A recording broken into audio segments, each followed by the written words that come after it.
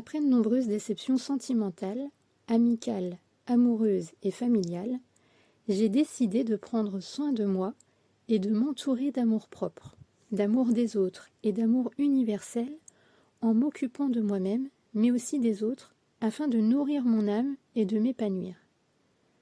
Par ce podcast, je cherche à cultiver cet amour, à partager un sentiment de connexion et de compassion. Bonjour à tous et bienvenue dans cet épisode de mon podcast. Je suis Sandra Sérénité et je suis ravie de partager avec vous mes réflexions et expériences qui ne tiennent qu'à moi.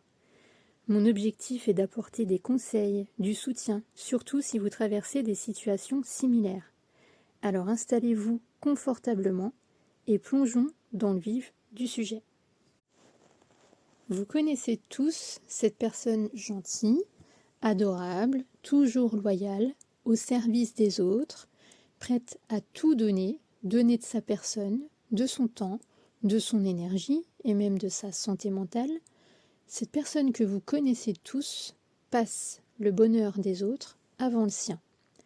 Elle n'a pas besoin de respect en retour, ni même un retour.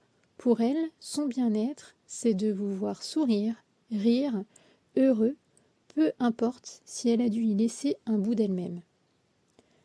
C'est plus fort qu'un je t'aime, qu'un service à rendre à quelqu'un. C'est sa façon à elle d'exister, de se sentir vivante, appréciée, sauf que parfois, le retour de tous ses engagements envers d'autres, toute sa loyauté, sa présence, son écoute, sa foi envers autrui, ce non-retour même je dirais, peut complètement la briser, l'anéantir et pourtant, il suffirait d'un seul regard, d'un sourire, d'un geste, pour toucher son cœur et qu'elle se sente en vie avec sa propre empathie.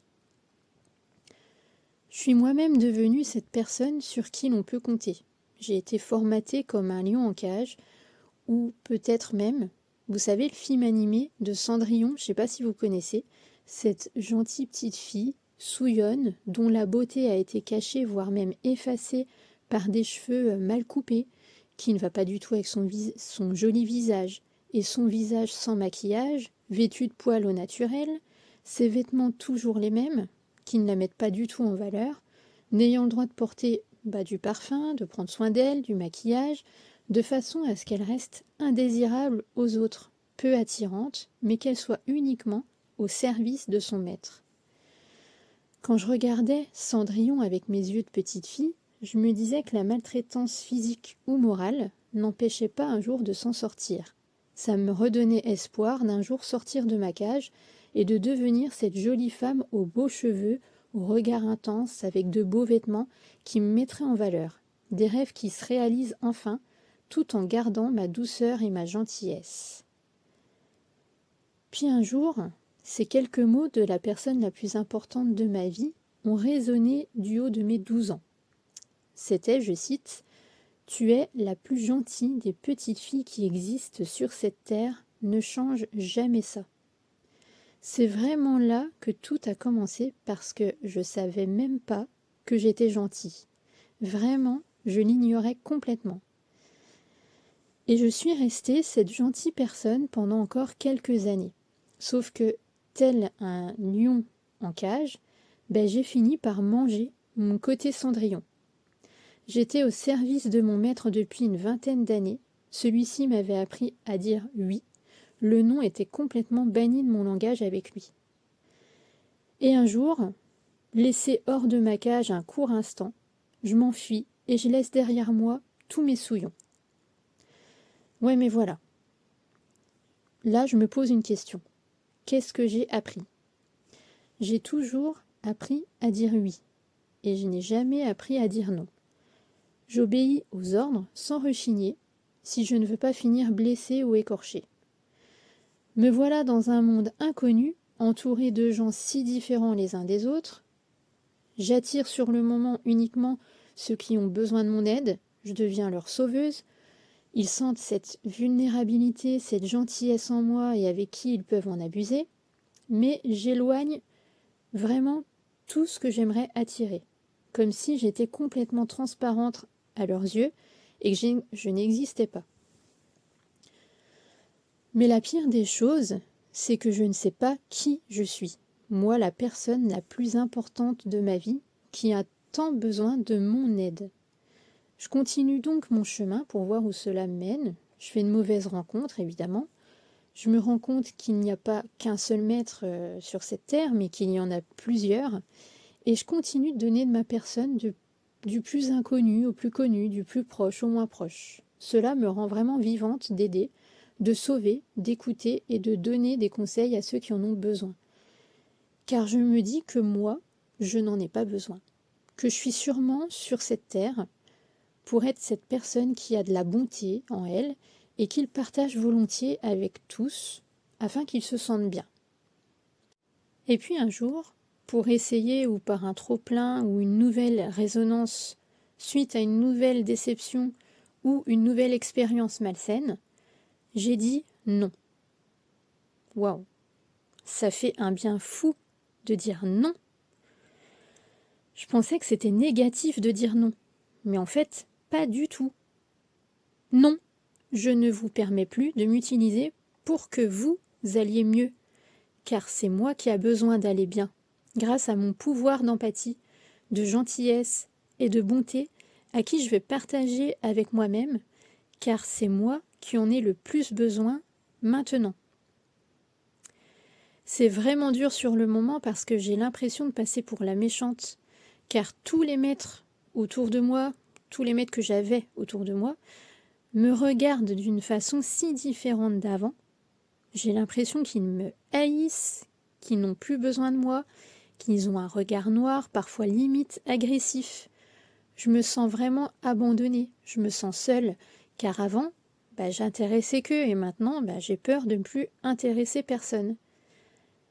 Je retourne donc dans ma cage, mais cette fois-ci, je n'ai plus de maître. Pour moi, il avait toujours raison. Il n'y a que lui qui me connaissait. Il me connaissait même mieux que moi. Je me sens un peu perdue, seule face à moi-même, à mes attentes, à mes envies.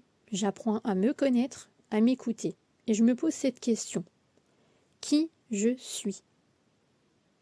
Et j'ai une réponse à ça. Je suis Cendrillon. Tu sais, celle que tu connais, que tu as tant regardée à la télé, celle qui t'a fait rêver. Je ne suis partie de rien, souillonne, sans savoir, obéissante, tel un lion en cage, et en passant par différentes expériences et étapes de ma vie, en avançant pas à pas, comme Cendrillon dans les bois, les oiseaux ont commencé à chanter. Ils m'ont appelé, ils m'ont fait suivre un chemin. Au début, j'avoue que j'ai résisté. Puis, à un moment donné, je me suis laissée entraîner. Je suis sortie de cette zone limitée, de cette forêt enchantée. Et puis un jour, sur mon chemin vers la guérison, une rencontre, une main tendue, une oreille sans rien en retour. C'est vraiment très rare. Je crois même que ça m'était jamais arrivé. J'ai peur sur le moment, mais j'y vais car je ne peux pas rester dans cette cage éternellement. Il y a vraiment trop de mauvais souvenirs là-bas et il faut que je sorte de là. Au pire, je me dis, je peux faire comme Cendrillon, si ça marche pas, je cours vite vers une citrouille et elle peut très bien se transformer en carrosse juste le temps de rentrer me cacher. Ça, c'est mon côté un petit peu rêveuse que j'ai gardé, même à 40 ans. Donc, me voilà face à mes propres choix qui vont m'apprendre à savoir qui je suis vraiment et pourquoi je suis là. Je commence tout doucement à attirer les personnes qui, au départ de mon évasion, ne savaient même pas que j'existais. Je me coiffe, je me colore les cheveux, je me maquille, je me parfume, je fais du sport, je mange mieux, je prends soin de moi, de mon corps, car j'existe. Ma confiance en moi se lit dans mon regard, ma posture, ma démarche, ma façon de parler et les décisions que je prends par moi-même. Ils sont tous de bons choix car c'est les miens et ils me correspondent. Ça ne se voit pas, mais je me tiens la main, je me fais avancer, je me donne des conseils pour avancer, être la plus belle personne qu'il soit, tout en me protégeant des intrus, des méchants et des maîtres. Mais je reste éternellement la Cendrillon envolée du passé et retrouvée au présent, celle qui, en dessous de sa chevelure ébouriffée, un sourire caché, un regard baissé, a retrouvé sa dignité, sa joie de vivre, et a su se faire entourer par des oiseaux bienveillants et même des petites fées. J'ai une question. À vous, chers blessés, c'est quand que vous vous rejoignez? C'est quand que vous allez vous aimer, vous promener dans cette forêt guidée par les bonnes fées? Vous avez vraiment tout à y gagner. Il ne faut pas lâcher. Chaque pas en avant vous rapproche de plus en plus à vous-même, à vos rêves, qui deviennent tous réalité. C'est facile, il suffit de quitter cette prison dorée. J'y suis moi-même arrivée et pourtant j'étais derrière ma télé à me l'imaginer avec des yeux de bébé. Et je suis là, dans ma vie d'adulte, à rayonner et à concrétiser tout ce que j'ai désiré. J'attire le bien, je repousse le mauvais, et pourtant je ne pensais vraiment jamais y arriver. Avant de vous lâcher, j'ai une question à vous poser. Comment pouvez-vous vous aider? J'en reste là pour aujourd'hui. Je vous remercie de m'avoir écouté jusqu'au bout. J'espère que quelques personnes y trouveront du sens. J'ai mis tout mon vécu et mon cœur à vous partager cette histoire.